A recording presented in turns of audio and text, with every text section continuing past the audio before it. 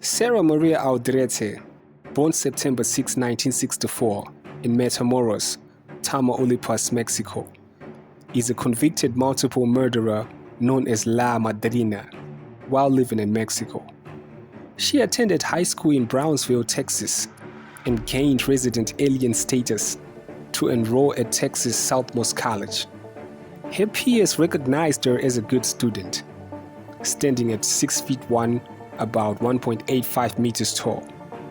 She studied physical education and aimed to transfer to a university for a teaching certification in the field.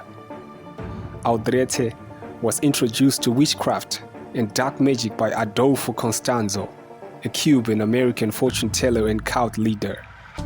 He nicknamed her La Madrina, meaning godmother in Spanish, and brought her into his cult, which combined Santeria, Aztec warrior rituals, and Palo Mayombe, all involving blood sacrifices.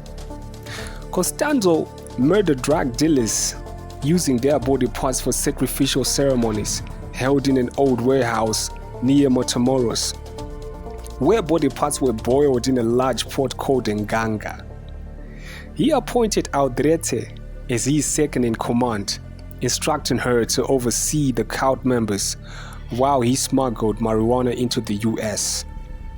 In 1989, their activities drew significant attention following the abduction of Mark Kilroy, a University of Texas student on spring break. As the killings increased, detectives discovered the cult's shrine, which contained human remains, including hair, brains, teeth, and skulls. The group fled, but police located their hideout in Mexico City on May 6, 1989. After a shootout, Constanzo and an accomplice were killed by another cult member, reportedly at Constanzo's request. Aldrete was initially convicted on criminal association in 1990 and sentenced to 6 years in prison. In a subsequent trial, she was found guilty of several murders at the cult's headquarters and sentenced to 62 years in prison. If she is ever released, American authorities plan to prosecute her for Kilroy's murder.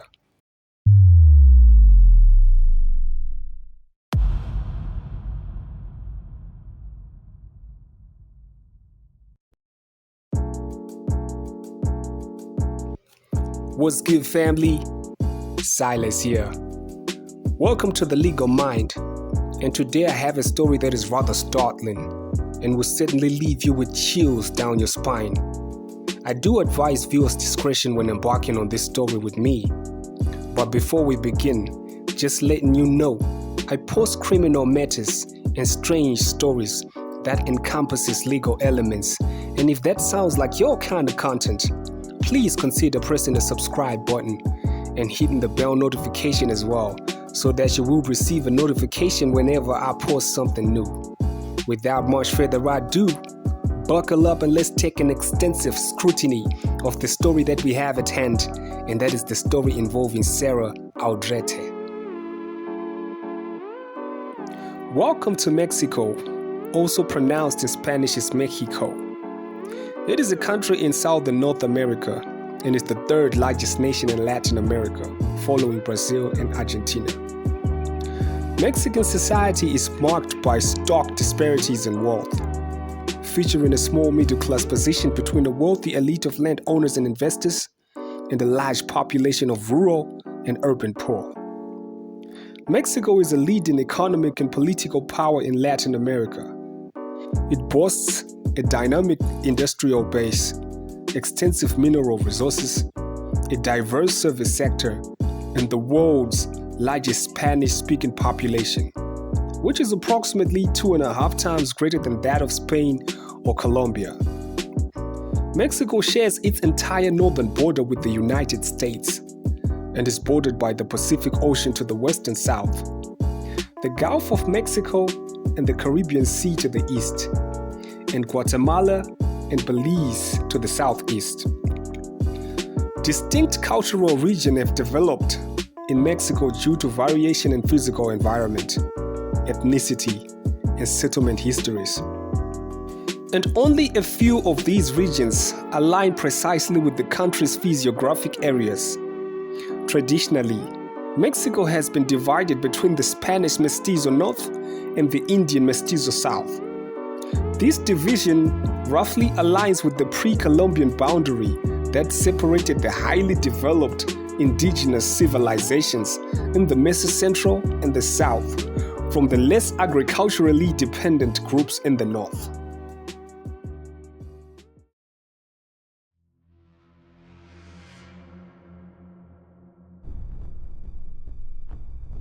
Sara Maria Aldrete Villarreal was born on September 6, 1964, to a Matamoros electrician. She crossed the border to attend Porter High School in Brownsville, where teachers recall her as an exemplary student and a good kid. She continued to excel in secretarial school, with instructors encouraging her to pursue a real college education, but romance intervened. On Halloween Day in 1983, Aldrete married Miguel Zacharias, a Brownsville resident 11 years older than her. The relationship deteriorated rapidly and they separated after 5 months, inevitably leading to divorce. In late 1985, Aldrete applied for and obtained resident alien status in the United States. She then enrolled at Texas Southmost College, a 2-year institution in Brownsville, accepted into a work-study program that partially covered her tuition. Sara started classes in January 1986 as a physical education major while working 2 part-time jobs as an aerobics instructor and as an assistant secretary in the school's athletic department. By the end of her first semester, Aldrete distinguished herself both physically and academically. At 6'1", she was unusually tall for a Mexican woman, and her grades were excellent. She was one of 33 students selected from the TSC's 6.5-member student body for inclusion in the school's Who's Who directory for 1987 and 1988. In addition to her honorable grades, Aldrete organized and led a booster club for TSC's soccer team, earning the school's Outstanding Physical Education Award in her spare time.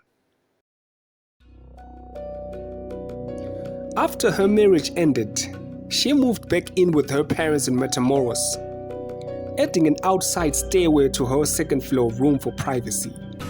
She spent most weekends and school vacations at home, anticipating the completion of her studies and the transfer to a 4-year college to earn her PE teaching certificate. Attractive and popular with men, she was dating Gilberto Sosa, a drug dealer linked to the influential Hernandez family in 1987. On July 30, 1987, while driving through Matamoros, Aldrete was cut off by a new Mercedes, narrowly avoiding an accident. The driver, who was apologetic, suave, and handsome, introduced himself as Adolfo Constanzo, a Cuban-American living in Mexico City. There was an immediate chemistry between them, though Constanzo made no sexual advances. He was pleased to learn that Aldrete's birthday was the same as his mother's. In reality, the meeting was no accident. Constanzo had been observing Gilberto Sosa and assessing his connections. The encounter with Sara Aldrete was meticulously orchestrated, as was their developing friendship and her gradual exposure to the occult. 2 weeks after their initial meeting, Constanzo met Aldrete and Sosa in Brownsville, deliberately refusing to shake Sosa's hand. Shortly after, an anonymous call informed Sosa that Aldrete was seeing another man. Consumed by jealousy, Sosa didn't believe her denials and ended the relationship. Aldrete turned to Constanzo for comfort, surprised when he claimed to have foreseen the breakup in his tarot cards. Constanzo eventually slept with Aldrete.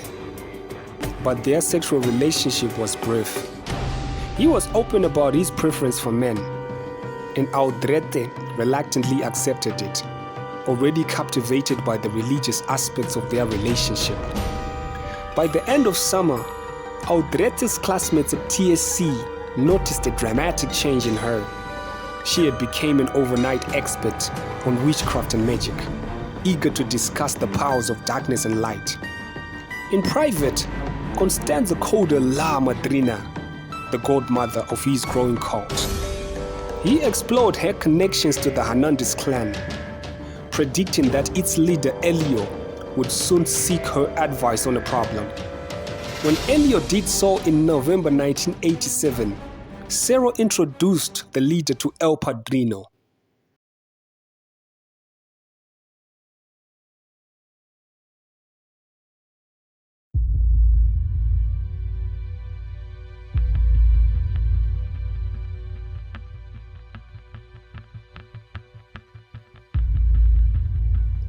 Born in Miami on November 1, 1962, Adolfo de Jesus Constanzo was the son of a 15-year-old Cuban immigrant, the first of her 3 children by different fathers.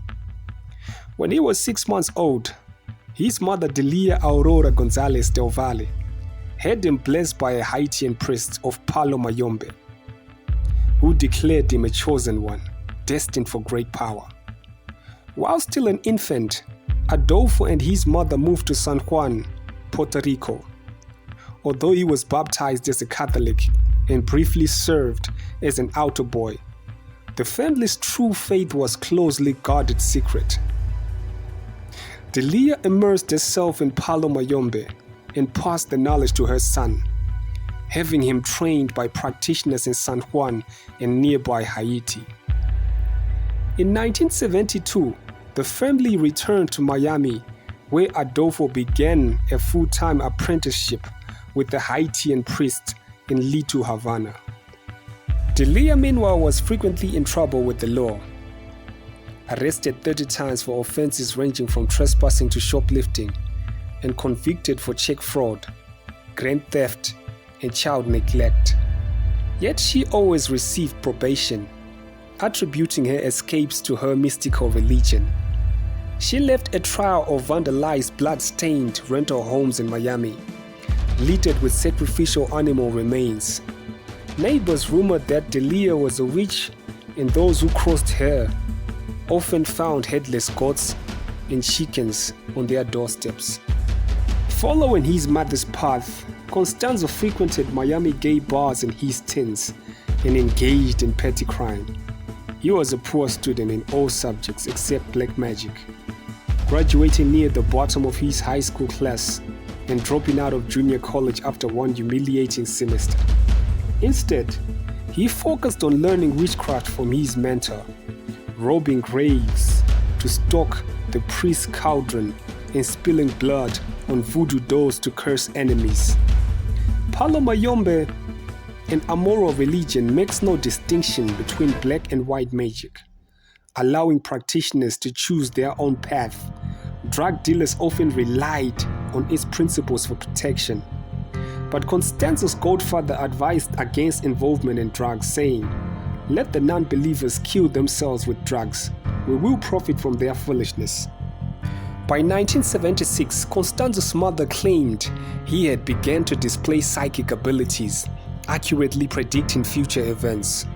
He reportedly foresaw the 1981 shooting of President Ronald Reagan by John Hinckley and predicted Reagan would survive.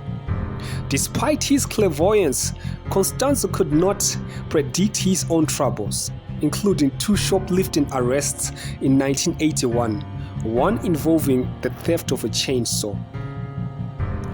By early 1983, Constanzo had chosen Kadiempempe, his religion's version of Satan, as his patron saint.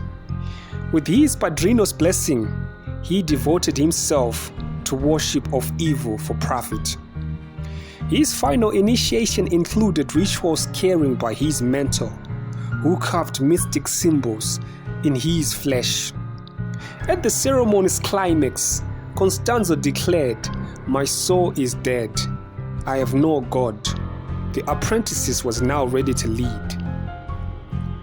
In 1983, a modeling assignment took Constanzo to Mexico City, where he spent his free time in the city's notorious Zona Rosa, a popular area for prostitutes, telling fortunes with tarot cards. Before returning to Miami, Constanzo recruited his first Mexican followers, including Martin Quintana Rodriguez, homosexual psychic George Montes, and Omar Oria Ochoa, who had been fascinated by the occult since he was 15. Shortly thereafter, Constanzo, seduced by Quintana and Oria, alternately referring to one as his man and the other as his woman, depending on his romantic whims at the time. In mid-1984, Constanzo relocated to Mexico City permanently, seeking what his mother called new horizons. He lived with Quintana and Oria in an unusual menage a trois, attracting more followers as his reputation for magic spread across the city. Constanzo was said to be able to read the future and offered limpias ritual cleansings for those who believed they had been cursed by enemies. These services were costly, and Constanzo's journals, found after his death, recorded 31 regular clients, with some paying up to $4,500 for a single ceremony. He also created a price list for sacrificial animals, charging $6 for roosters, $30 for goats, $450 for boa constrictors, and $1,100 for adult zebras, and $3,100 for African lion cubs. Following the teachings of his Florida mentor, Constanzo charmed wealthy drug dealers, assisting them in scheduling shipments and meetings based on his predictions. For a fee, he also offered magic that purportedly made gangsters and their bodyguards invisible to the police and bulletproof against enemies. Though these claims were baseless, many smugglers, influenced by their background in brujeria, which is witchcraft, were inclined to believe. According to Constanzo's records, one dealer in Mexico City paid him $40,000 for magical services over 3 years.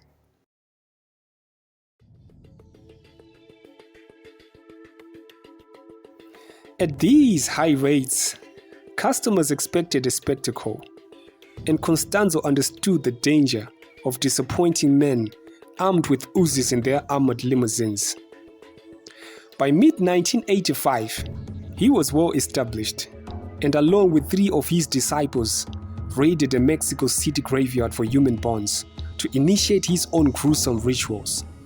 The mystic surrounding Constanzo was strong enough to attract a diverse group of followers, including a physician, a real estate speculator, fashion models, and several nightclub performers. One of the most peculiar aspects of Constanzo's new career was his appeal to high-ranking law enforcement officers. At least 4 members of the Federal Judicial Police in Mexico City joined his cult, including Salvador Garcia, a commander in charge of narcotics investigations, and Florentino Ventura, who retired from the Federals to lead the Mexican branch of Interpol. In a country where bribery is rampant and federal agents often act as enforcers for drug lords, corruption was not unusual. However, Constanzo's followers seemed driven by more than greed. Whether in uniform or not, they worshipped him as a minor god, viewing him as a conduit to the spirit world and an ambassador of hell. In 1986, Ventura introduced Constanzo to the Calzada family, a major drug cartel in Mexico. Constanzo charmed the hard-nosed dealers with his mumbo-jumbo, profiting significantly from his connections with the gang. By early 1987, he had accumulated enough wealth to pay $60,000 in cash for a condominium in Mexico City and to purchase a fleet of luxurious cars, including an $80,000 Mercedes-Benz. When not performing magic for the Calçadas or other clients, Constanzo conducted his own scams, one posing as a DEA agent to rob a Guadalajara cocaine dealer and then selling the stash through his police conducts for $100,000. At some point in his journey from juvenile psychic to high society wizard, Constanzo began using human sacrifices to feed his nganga or cauldron. While the exact number of his victims is unknown, 23 ritual murders are well documented. Mexican authorities also note a series of unsolved mutilation slayings in Mexico City during the same period, suggesting that Constanzo's confirmed victims might represent only a fraction of his true total. His willingness to torture and kill both strangers and close friends impressed the ruthless drug dealers who were his primary clients. Over a year of working with the Calçada family, Constanzo came to believe that his magical powers were solely responsible for their continued success and survival. In April 1987, he demanded a full partnership in the syndicate, but was abruptly refused. Outwardly, Constanzo appeared to accept the rejection calmly, but he was secretly plotting his revenge. On April 30, 1987, Guillermo Calçada Sanchez and 6 members of his household mysteriously disappeared. They were reported missing on May 1, and police found melted candles and other signs of a strange religious ceremony at Calçada's office.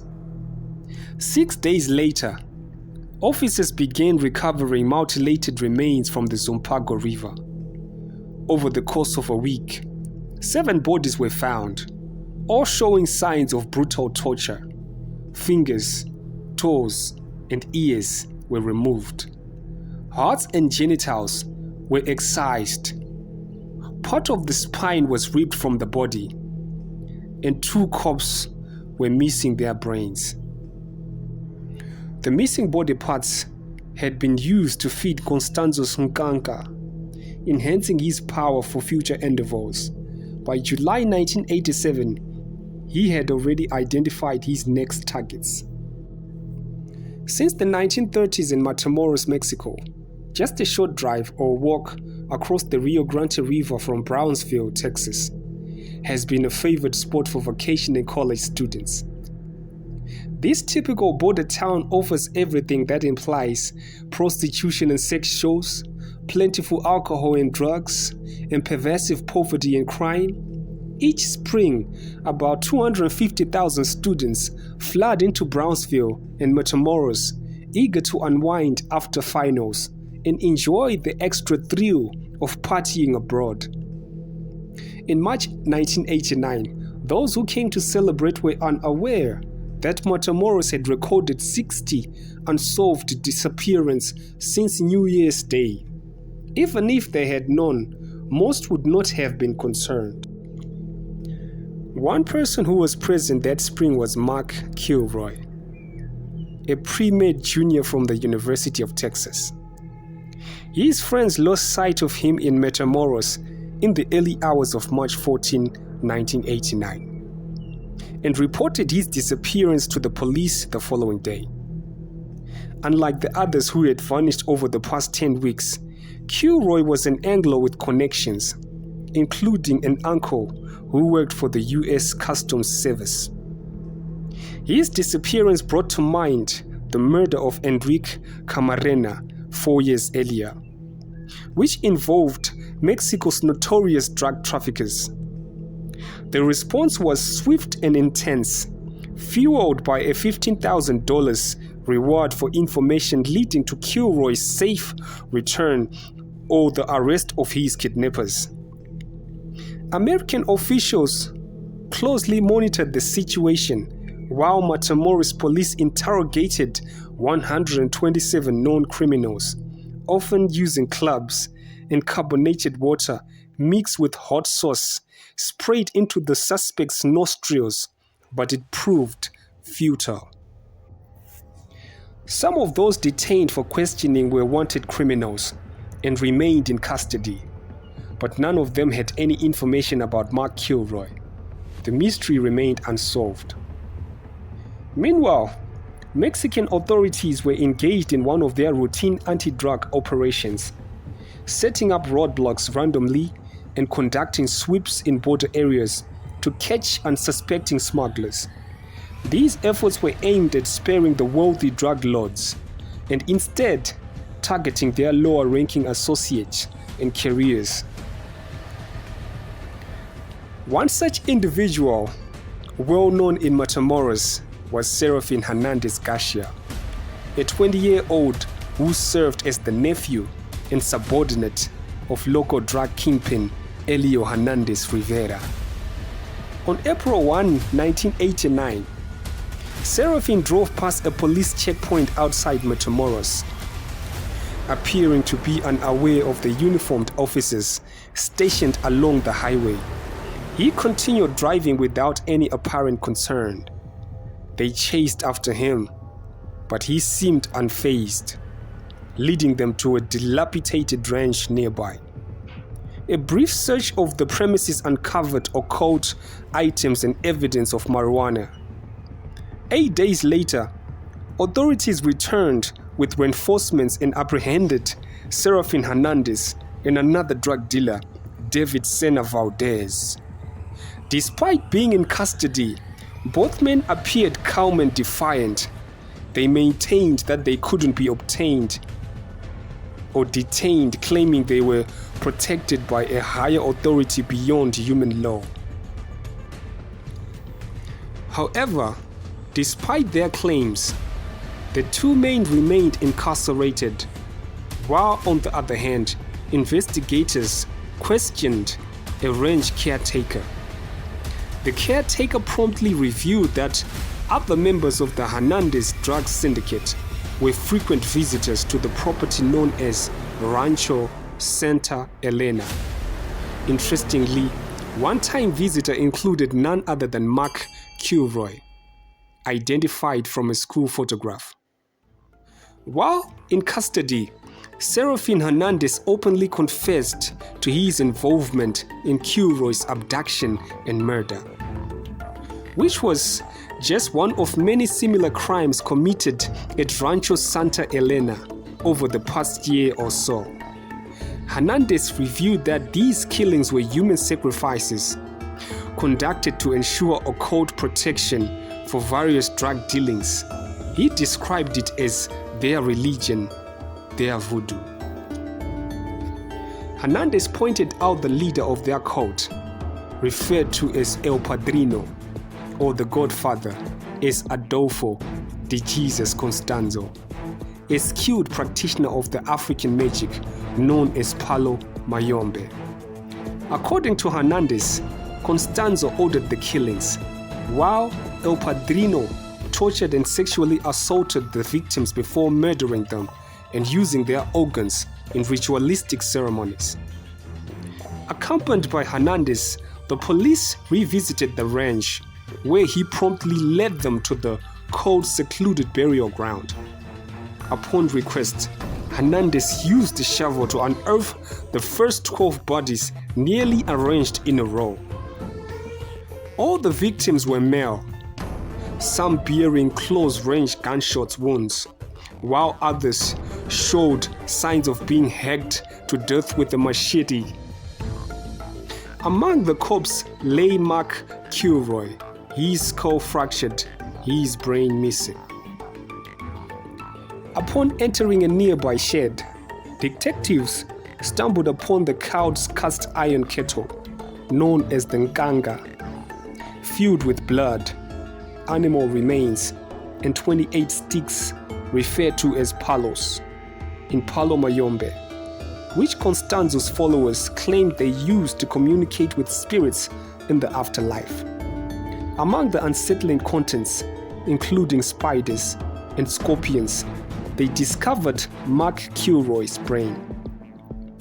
Realizing they were dealing with a deranged and affluent individual, surrounded by cunning and well-armed disciples, the police understood the severity of their task.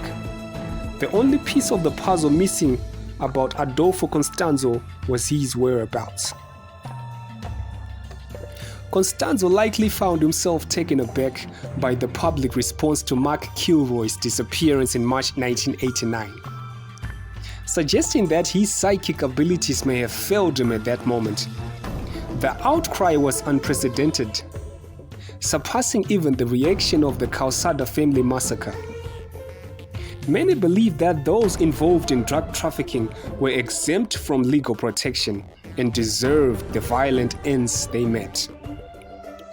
Interestingly, some of Constanzo's victims were never reported missing, and even after their remains were discovered at Rancho Santa Elena, 3 of them remained unidentified to this day.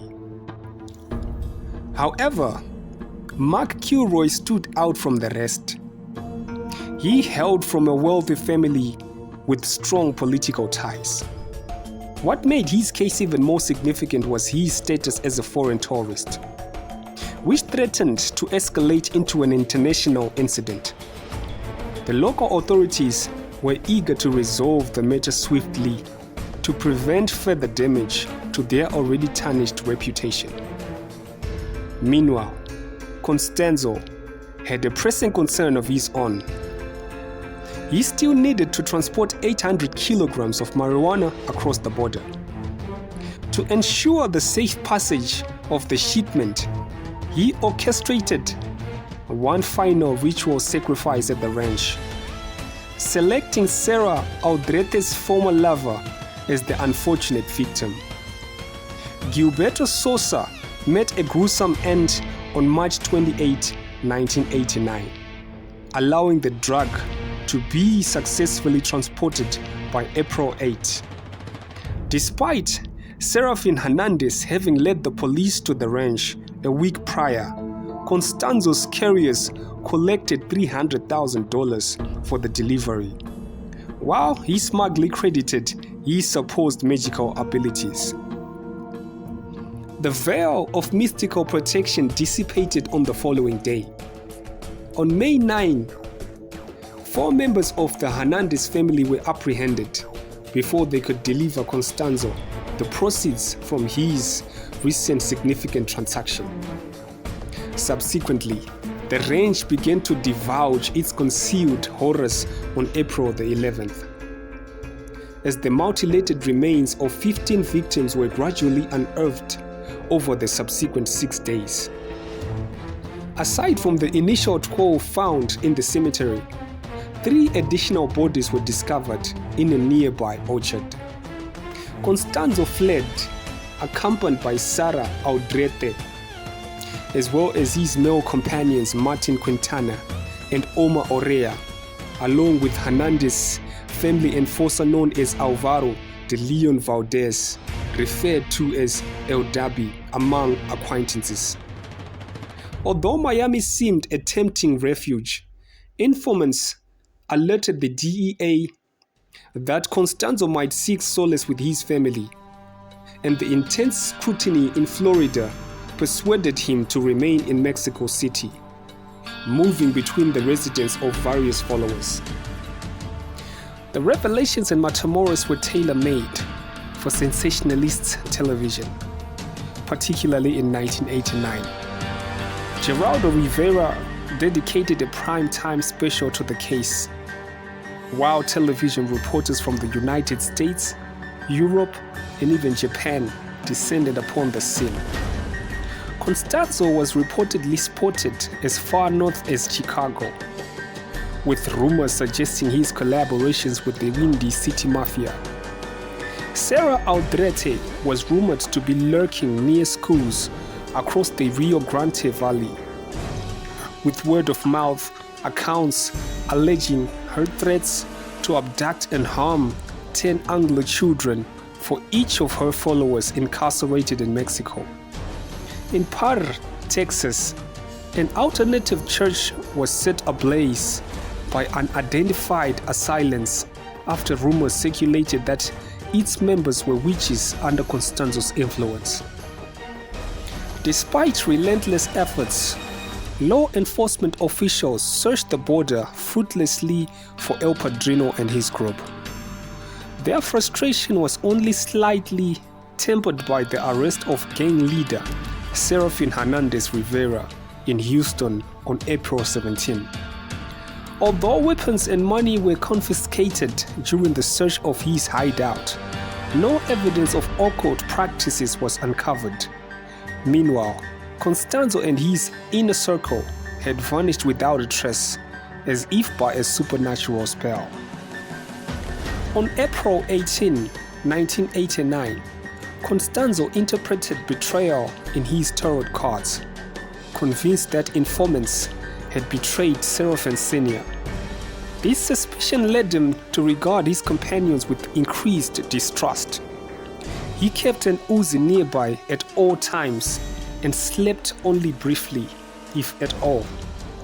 With growing paranoia, he wielded a power that seemed to surpass that of the police, often threatening those in his inner circle with impunity.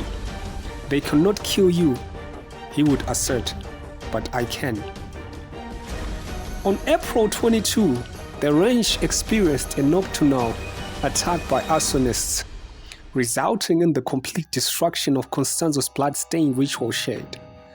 The following morning, he erupted in fury as he watched police perform a thorough exorcism at the ranch, sprinkling holy water over the graves and charred remains.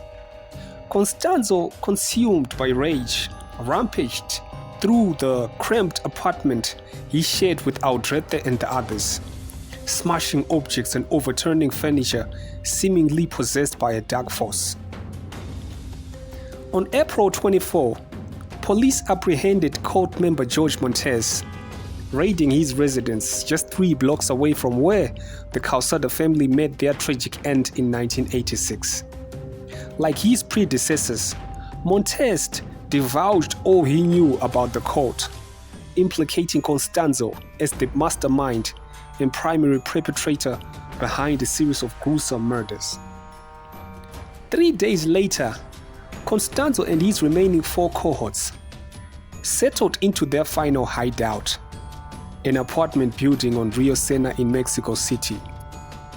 Aldrete, gripped by fear for her life, wrote a note on May 2 and tossed it from a bedroom window to the street below.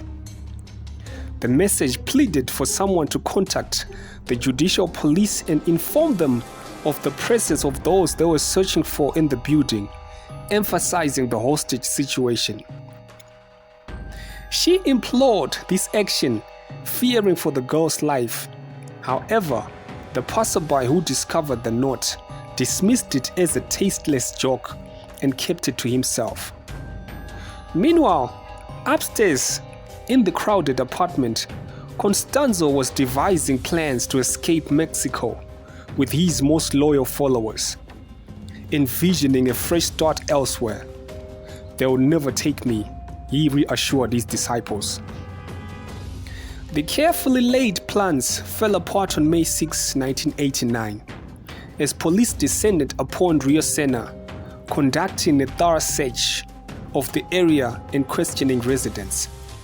By sheer chance, they were in pursuit of a missing child, a case entirely unrelated to Constanzo and his associates. However, Constanzo, catching sight of them from the window, succumbed to panic and unleashed a hail of bullets from his submachine gun. Within moments, the apartment building was surrounded by 180 policemen, leading to a fierce exchange of gunfire that persisted for around 45 minutes. Remarkably, the sole casualty was an officer struck by Constanzo's initial shots. Realizing that escape was futile, Constanzo relinquished his weapon to El Dabi and issued new directives. According to the hitman's later testimony to the police, "He told me to kill him and Martin. I told him I couldn't do it, but he hit me in the face and threatened that everything will go bad for me in hell. Then he hugged Martin, and I just stood in front of them and shot them with the machine gun.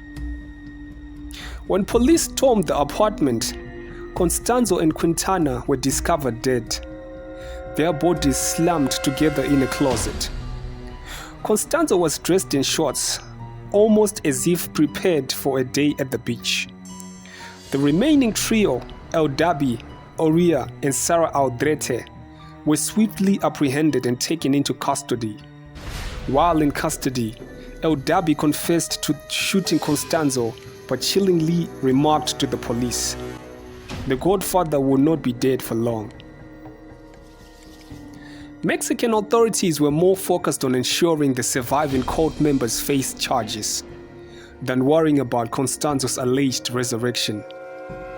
Aldrete's case was straightforward, with his confession on 2 murder counts recorded. But Sara Aldrete initially portrayed herself as a victim. However, her excessive protest ultimately betrayed her, as she displayed intimate knowledge of the cult's violence rituals. Following the shootout in Mexico City, 14 cult members were indicted on various charges, including multiple counts of murder, weapons and drug violations, conspiracy, and obstruction of justice. Aldrete was convicted in August 1990 for killing Constanzo and Quintana, receiving a 35-year prison sentence. Juan Fragoso and George Montes were both convicted of Raul Esquivel's murder and sentenced to 35 years each, while Omar Oria, convicted in the same case, passed away from AIDS before sentencing. Sara Aldrete was acquitted of Constanzo's murder in 1990, but received a 6-year term for criminal association. However, in 1994, she and 4 male accomplices were convicted of multiple murders at the ranch, with Aldrete receiving a 62-year sentence and her cohorts, including Elio Hernandez and Serafin Jr., receiving 67-year terms. American authorities are prepared to prosecute Aldrete, Aldrete, and the Hernandez family for Mark Kilroy's murder if they are ever released from custody.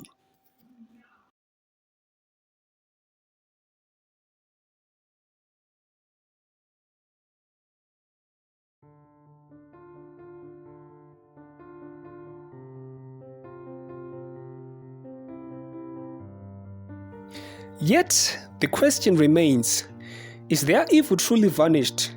A disturbing number of cult-related crimes in Mexico remain unsolved.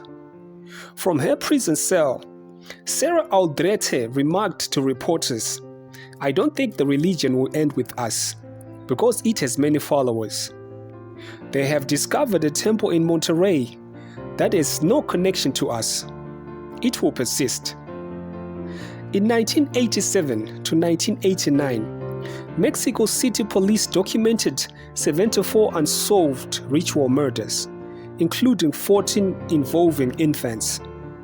Constanzo's cult is suspected in at least 16 of these cases, all involving children or teenagers, but authorities lack sufficient evidence to bring charges.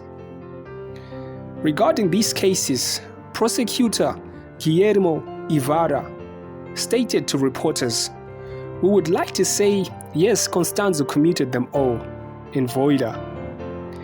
All these cases are solved.